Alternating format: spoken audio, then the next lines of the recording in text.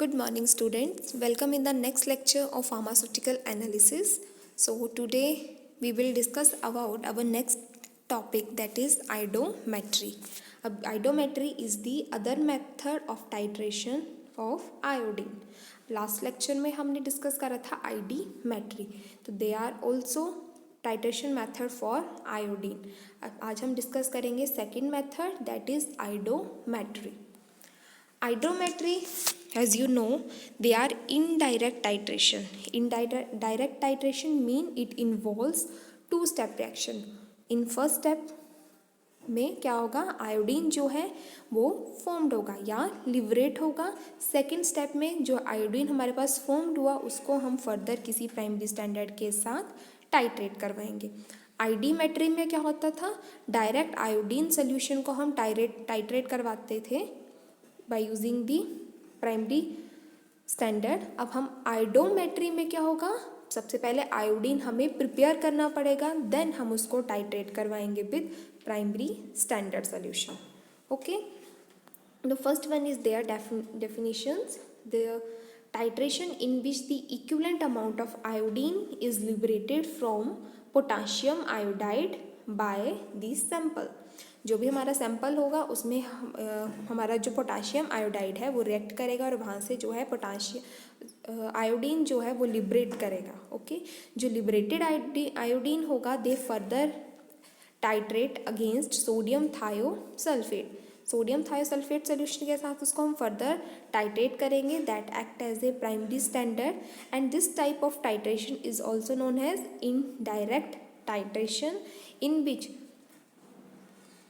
this is used as a oxidizing agent, strong oxidizing agent, and this whole process is known as iodometry.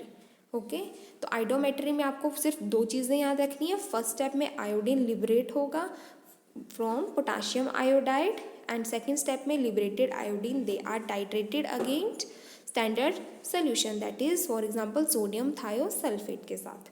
Okay, then next is their principle.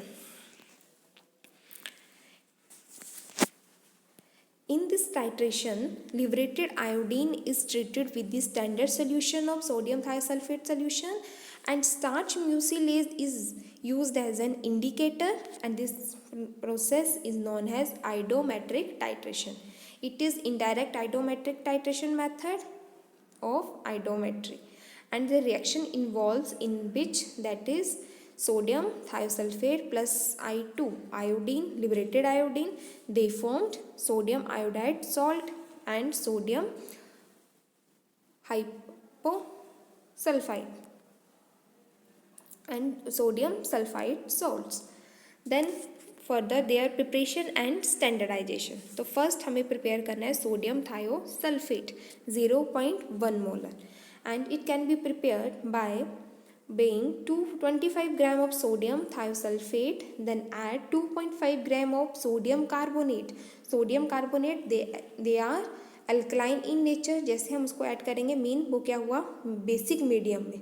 तो sodium thiosulphate हमेशा water में जब भी हम उसको dissolve करवाते हैं तो उसका क्या वाटर का नेचर जो होना चाहिए इन बेसिक मीडियम. तो वी कैन से कि सोडियम थायोसल्फेट बेसिक मीडियम में ही कम्प्लीटली डिज़ोल्व होता है.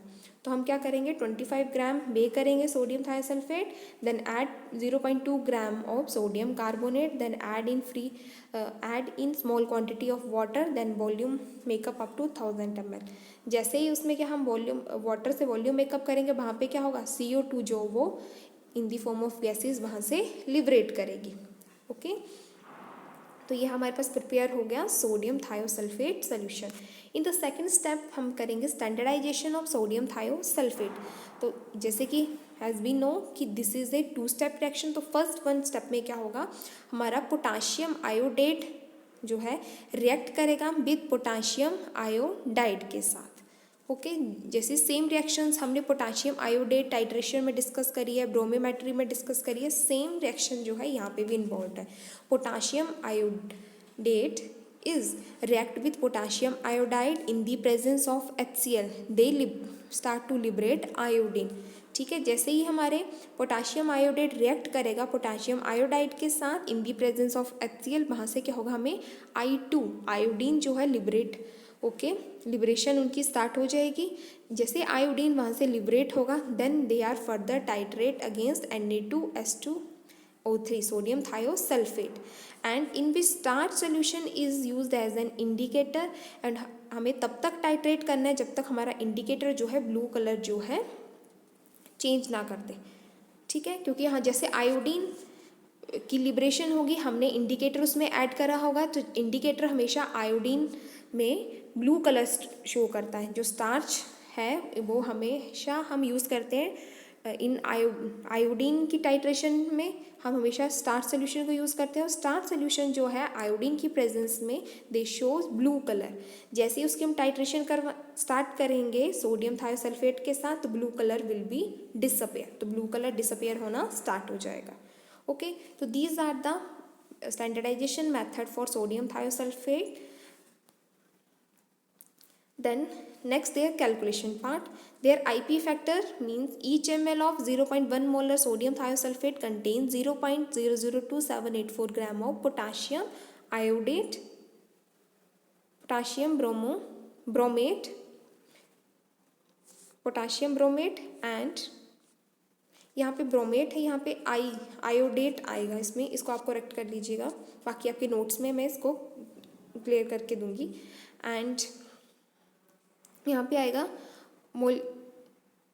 molarity of Na2S2O3 solution, sodium thiosulfate solution. We can calculate it by using this formula, that is weight of KiO3 potassium iodate taken and कितना हमने prepare करा है यहाँ पे 0.2 gram and require molarity कितनी आई है उसकी, एंड टाइट्रेशन वॉल्यूम जो हमारी रीडिंग से आएगा, एंड आईपी फैक्टर, ये वाली वैल्यू पुट करेंगे, देन हम we can calculate molarity of sodium thiosulphate solution.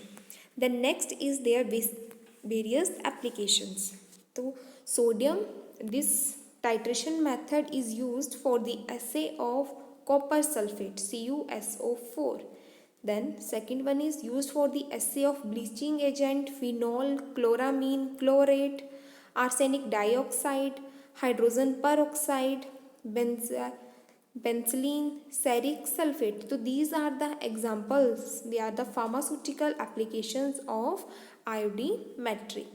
Okay, तो first one is assay for the copper sulphate. इन सब की डिटर्मिनेशन, उनकी परसेंटेज प्योरिटी एस्टिमेशन के लिए हम इसको जो मेथड को यूज़ करते हैं। फिर से हम देखते हैं copper sulphate, bleaching agent, assay of phenol, assay of chloramine, detection of chlorate ions, determination of arsenic dioxide, determination of hydrogen peroxide, assay of benzyl penicillin, assay of ferric sulphate. इन सब के ऐसे डिटर्मिनेशन के लिए हम use करते हैं this titration. Okay, तो इसका मेथड बहुत ही सिंपल सा है। जो रिएक्शन हमने पोटाशियम आयोडेट में डिस्कस करी थी, सेम रिएक्शन है यहाँ पे, एंड इसकी हमने वेरियस एप्लीकेशन डिस्कस करी हैं, तो उन सब के ऐसे जो हम बाय यूजिंग दिस आयोडोमेट्री से हम कर सकते हैं। ओके, तो आई होप यहाँ पे आपको ये क्लियर हुआ होगा। बाकी अगर आपकी लेक्चर्स क्लासेस कंटिन्यू होती है तो हम वहाँ पे इन सारे लेक्चर्स को फिर से रिवाइज करेंगे। बाकी इतने से नोट सफिशेंट है इसके एग्जामिनेशन पॉइंट ऑफ व्यू से, तो आप प्रॉपर नोट्स बनाइए। कोई क्वेरी है तो आप मेरे से डिस्कस करिए। Okay, thank you.